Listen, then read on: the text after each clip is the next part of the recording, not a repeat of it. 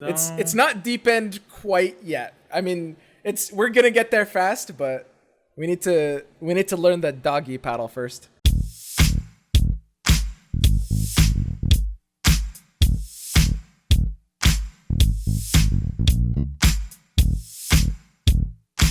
Hey guys, what's up? Swim here. I'm the card game player for Evil Geniuses. I mostly play Legends of Runeterra, and today we're going to be teaching Evil Genius CEO herself, Nicole, how to play Legends of Runeterra. How are you feeling, Nicole? Nervous, but excited. Thanks for having me. It's going to be a lot of fun, I promise. Have you played card games before? I've played Gwent in years past, but nothing else since then. All right, this is gonna be quite the journey then. It's a very polite way of putting it.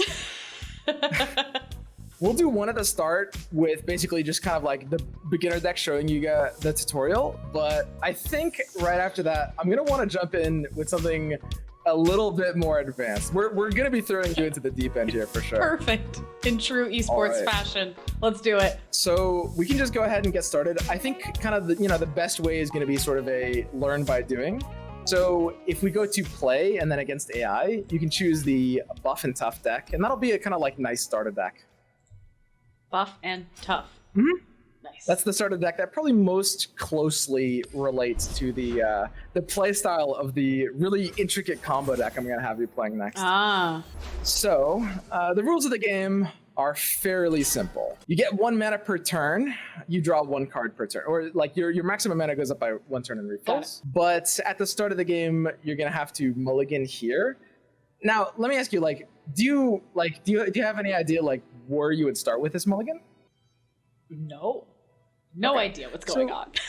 Yeah, basically, you see the first 4 cards in your opening hand, and the idea is you have a choice to replace each and any one of them. But we actually have a pretty good hand here. So it's turn 1. In Legends of Runeterra, unlike other card games, you can only attack every other turn, and this is dictated by the attack token on the right side, the little golden sword. So you're going to be attacking on turn 1 this game, and then on turn 2, your opponent gets the attack. On turn 3, you get it back, so on and so forth. Perfect. You've got a couple of options here because you have 1 mana. You can look at the cheap cards in your hands. There's 2 you have the ability to play, Omen Hawk and Fleet Feather Tracker. So we can go ahead and just start out with the Omen Hawk. A nice simple opening play, very non-committal.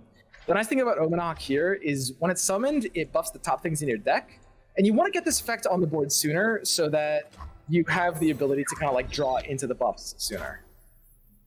Okay. Got it. The opponent passed priority, so now we have the ability to attack. We can go ahead and drag the Omen Hawk to the center and then submit that attack to deal 1 damage. So they played their own unit. You can see what it does if you hover over it, or check it out by right-clicking on it as well. And it's basically just a small unit that can grow larger over time. So let's go ahead and look back at our hands and think about the different plays we can make here, right? We've got a 2 mana card in the Vanguard Defender, and we have 2 different 1 mana cards. The Fleet Feather Tracker and the Cythria of Cloudfields. I think probably the best option here would be Vanguard Defender, and let me explain why. The biggest thing about Legends of Runeterra is that the opponent can declare an attack at any time, right? So you want to make sure you have a good blocker ready. We could play Fleet Feather Tracker and set up for the Cythria, but if they attack right away, we want to make sure we have a blocker. Let's play the Vanguard Defender, because it's a great blocker for the opponent's 1-2 stat line, right?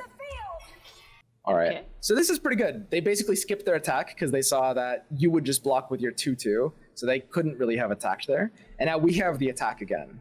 So we have a great opportunity to play our Fleet Feather Tracker. It's something that wants to come out onto the board a little bit earlier because when you play another unit after it, it gets Challenger. We can play the Tracker now. I'll show you how Challenger works. I was going to say, assume I don't know what get Challenger means. I can move this? Yeah, awesome. The Tracker on the board now. Very good. And the opponent played a Shadow Assassin. It's just a cheap elusive card that allows them to draw. Elusive is the same thing as flying in Magic. It means that you can't block it unless you also have the elusive creature to block it with, right? Got it. So it's kind of in a combat cycle of its own. So what we can do here is we can now play our other card from hand, the Cythria of Cloudfields. Nice. And now the Fleet Feather Tracker has its special ability of Challenger. Now, this is pretty cool. Let's go ahead and drag all 4 of our units. Let's go ahead and drag all 4 of our units to the middle of the board here and kind of like make an attack. What we can do, here's something really, really cool in Runeterra. What you can do is you can like click and drag and hold down and sweep them all to the center. It's very, very satisfying to do. I'll try that next time. So the challenger, you can see the opponents have this little golden hook on them. That means you can actually drag them onto your Fleet Feather tracker. Normally, the opponent gets to choose what they want to block with, but challenger units get to basically force combat. So you can drag the opponent's Shadow Assassin, the unit on the right, and then drag that in front of your Fleet Feather tracker on the left. Perfect. So now the opponent could only block with their 1/2, which isn't really a great blocker, but you know, it's got 1 power and 2 health, so it would be able to survive and kill the Omen Hawk because the Omen Hawk is a 1/1. So you can actually, at this point in time, drag the Omen Hawk back to the bench. It doesn't really need to attack here because the opponent would have a good block. And this attack looks perfect. Now you can submit it exactly like this. Because we have, you know, the 3/3 and the 2/2 both don't really give the opponent a good block. They survive while the opponent's unit dies. And we challenger away the one that's kind of like a little bit scarier. And this is kind of like the fundamental nature of the game, just trying to like make sure we dictate combat and control ownership of the board. Oh, okay. What is this? So they played a pretty powerful card here, Kinko Wayfinder. That basically allows them to summon 3 units at once. Oh. Uh-oh. All right. So, luckily, we have a really good answer to any sort of like board swarm in the form of the champion in our hand, Braum. Braum on the left side, the little golden border is, you know, the champion cards. And Braum has that challenger tag, right? So he can basically choose whoever to attack, which is nice. But he also has the red symbol, which is regen, which means at the end of each turn, he restores back to his full health. So he's basically kind of like almost immortal unless they can deal 5 damage all at once, right? So let's go ahead and play the Braum here. It's a great play because the opponent's about to attack. Whoops. Whoops. I'm clicking buttons. It's all right. Is it the boosters? Who knows? Yeah. And what happened there is basically the opponent didn't really have a good enough attack because all their attack does is let your Braum, you know, block and then heal, which he wants to do. So they kind of had to decide to just skip their attack entirely, which is what you want, right? This is perfect. So we have a bunch of good things going on here. We just drew another pretty strong card, which is Garen, another champion. Let's go ahead and play that out now. It's got a really big stat line. As we can see, it's a 5/5. Huge. We have the ability to take a bit of an attack here, right? Garen is a really important unit to attack every turn we can with because it levels up every time it hits 2 enemies while staying on the board. So I think what we're going to want to do here is let's start by dragging Braum and Garen to the center. Because Garen, you know, is very strong. He definitely wants to attack here. And Braum kind of wants to take the most damage possible. So let's go ahead and grab the opponent's, their Shen exactly, onto the Braum. Because he kind of heals all the damage anyway, you kind of want to eliminate the opponent's strongest unit. Now, think about like, do we want to attack with any of these other units on the bench? What kinds of attacks would we be able to have that, just looking at the numbers, the stat lines, that the opponent wouldn't be able to kill our unit while surviving with one of their own? The 3, right? Could do well. Exactly. Yeah. Yep. Go ahead and attack with a 3/2. That's perfect. And the other 2, though, we can't attack with because their 2/3 could block and survive. Right. This is absolutely perfect. We can send this attack through. Man, this is great. You're picking this up.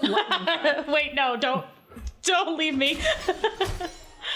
We got a little bit of progress towards both of our champions level up. Garen got the 1 out of 2 strikes he needed, and Braum got 3 damage out of 10. Perfect. All right, interesting. The opponent played a Karma. Now, this is a pretty scary card. Luckily, it's going to be a little too slow. We have a very aggressive board. Like you see here, because we're doing smart trades, we have 5 units and they only have 3. And our stats are just kind of scarier than theirs. So we're going to start basically punching them down. Got it. I like that plan. So a really great thing to do here Killer? is to play the Laurent Bladekeeper in your hand. Nope, not him. Not him. Not him. It's the Not him. In your hand is the one, yeah. Yep.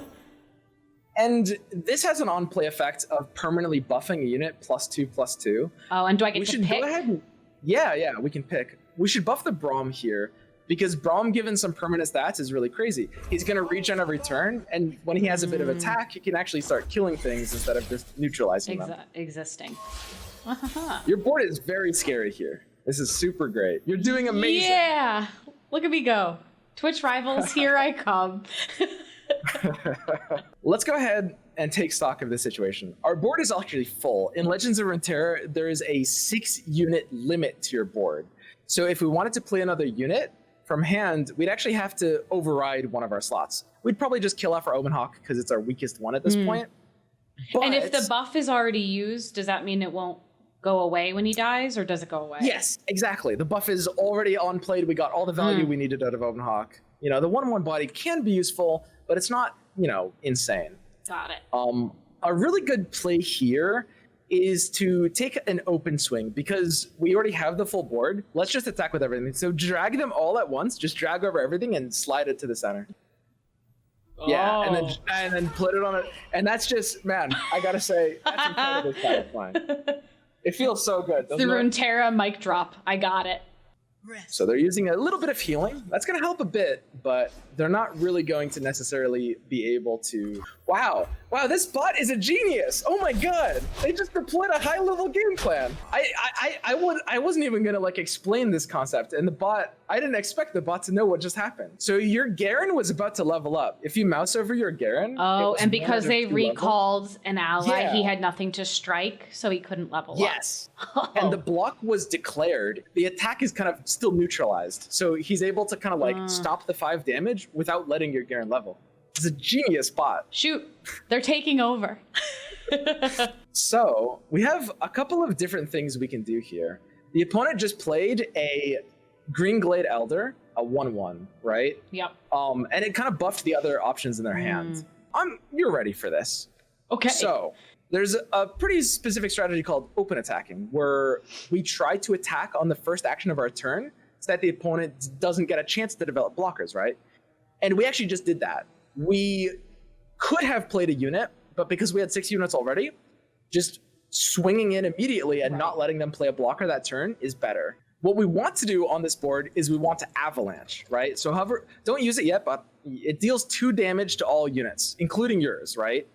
So if we look at this, this would actually be beautiful because we're killing off 2 of his units, whereas basically all of our units are surviving. The Vanguard Defender, the 2/2 with Tough, would actually survive the Avalanche because of the Tough keyword, so only your Omen Hawk would die. And you have 2 regen units, so they're healing up as well.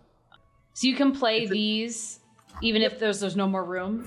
Exactly, because the spells don't have anything to impact with like the unit count amount. Got Some it. spells do summon units, and that you wouldn't want to play, for sure. That makes sense. But this is perfect. So yeah, you can, even if you want to, hover over the Oracle's Eye on the left side again, the blue eye. And again, just it's such a handy tool for seeing what's about to happen. So yeah, we can go ahead and click OK here. Nice. So it's beautiful. We're killing 3 of his units. Our Omen Hawk's dying, but that's okay. And 2 of the units we're damaging on our side have regen, so they're going to heal it back up anyway. Not only that, but Braum's level up condition is to take up enough damage, so we're actually getting a little bit of progress towards that as well by Avalanche. Oh, that's nice. Yeah, it was a sick play. We were able to do so many things at once. Cool. Oh, look, Lux. Honestly, your last 4 draws have been actually kind of incredible. Nicole, you could go pro in card games. Nice. That's all you need. I feel like it would be like the confused card game champion. No one knows what the strategy is because there is no strategy, but I win. All right, so we have a bit of an option here. We have to think like, you know, what the opponent is going to do if they have a decent attack. And honestly, they don't really have an attack here, right? So we're perfectly fine just kind of developing our own game plan and not really worrying about theirs. Let's go ahead and play the Lux out now, the 6-mana champion. Nice. Stay safe out there. Now, Lux has a special keyword called Barrier. This is the golden shield around her. It only lasts for the turn you play her, but it neutralizes a single instance of damage. It can be any amount, but a single instance. Okay. And don't worry, there's no pressure, but I want you to try to block in a way here that makes the most sense. So do we want Braum to survive? So we'd put him against this guy because he'd kill him, but he'd survive. right? Maybe? Braum surviving is good. The unit on the right side is the one you're unable to block because it has the elusive. Pink waves are elusive, which means it's unblockable. So ignore him. Would I play Braum? So I just put him here, chip away at Shen, or do I want like... You want Braum to take the most damage possible. So in front of the 4/4. Yeah, that would be perfect. That would be absolutely ideal. Just because of like how he levels up. And then Garen wants to strike, so this guy. Yep. Yeah, that's perfect. Garen in front of the Shen. Perfect. I have to play Lux, right, for the barrier thing to make sense. And Lux is perfect on the block as well because of the barrier. Yep, This is a beautiful block. This is absolutely perfect. So you can go ahead and send this block through. So the Garen is striking. He's getting the second strike. So he's leveling up here, right? And that's pretty beautiful. The Braum is taking 10 damage, so the Braum is leveling up as well, which is crazy. And we're gonna go ahead and pass our turn here because we're out of options. But now, what we're gonna go ahead and do is we're gonna go ahead and play our spell from our hand. Redoubled Valor is actually perfect to play here. That's fine. That seems very powerful. It's slow and it's very disruptible, but if left unchecked, it can be insane. What does the speed mean? Spells work at one of 3 speeds. Basically, slow means you can only play it when you have a action, like at the same time as you would play a unit. Whereas if the opponent declares an attack or plays a spell, you can chain to those actions fast or burst speed spells, right? But you can't play a slow speed spell if it, like when they attack, it's, the same as a unit. And then, so this is going to heal and double damage. And if do I want someone that's damaged or do I want someone that's already strong? So what you want to use with a card like this is you want it to hit a keyword that has good scalability. Most units don't need more than too many stats, right? Because most units, like if you have a 12/12 unit, it's still going to get blocked by anything, a 1/1, right? So stats have diminishing returns, but there's some keywords that are able to cheat those diminishing returns. Take a look at the 6 mana card in your hand right now, actually. So you can drag the spell back to your hand, you can cancel it. This is Alpha Wadclaw. It has the keyword Overwhelm, which is functionally the same as Trample for Magic. In this case, what it means is when it gets blocked, the difference between its attack and the opponent's and the blocker's health gets subtracted from the Nexus. So it's bleed over the difference of damage. So if you look at your mana pool here, we have a total of 12 mana. We have 9 and 3. Now, I haven't explained this yet. The 3 mana below your 9 on the right side is your spell mana. In Legends of Runeterra, one thing that makes it really cool is any mana that you're not using that turn, you can save up as spell mana. You can bank it. Up to 3. Up to 3, exactly. That spell mana can only be used for spells. But it's really cool and it adds to the nuance of basically, sometimes you have to skip an option so that you can save for a big power turn, right? With multiple cards. That makes sense. Okay, so we want to play this one. And it's going to prompt you when you put it in, it's going to prompt you to ask what you want to kill because you have a full board. And we can go ahead and get rid of the 2/1 on the left side, the Vanguard Defender. And now let's go ahead and buff our boy up with the spell card there, Redoubled Valor. And there's a couple of counters that they could have to this, right? So this is the kind of thing where it's if your opponent does have a fast or a burst speed spell, they can chain to this effect. Now this also levels up our Lux. And the reason for that is because Lux's level up requirement is you need to cast a 6 mana spell. This is a very powerful 0 mana spell. You can just play that now, actually. And it just immediately deals 4 to an enemy. Now, let's use it on the Navori Blade Scout. Just to, for no other reason than to demonstrate how this works. Now, the Final Spark has the same keyword that the Alpha Wildclaw has. It has Overwhelm. So the trickle over effect will be 2 to the Nexus. 3 in this case, because it's 4 damage. Oh, it's 1. That makes sense. Yeah, stealthy strikes. Take that. And now you have a swing in that the opponent just cannot possibly survive. You have a ridiculous board here, so we can go ahead and attack for the win. And with which card?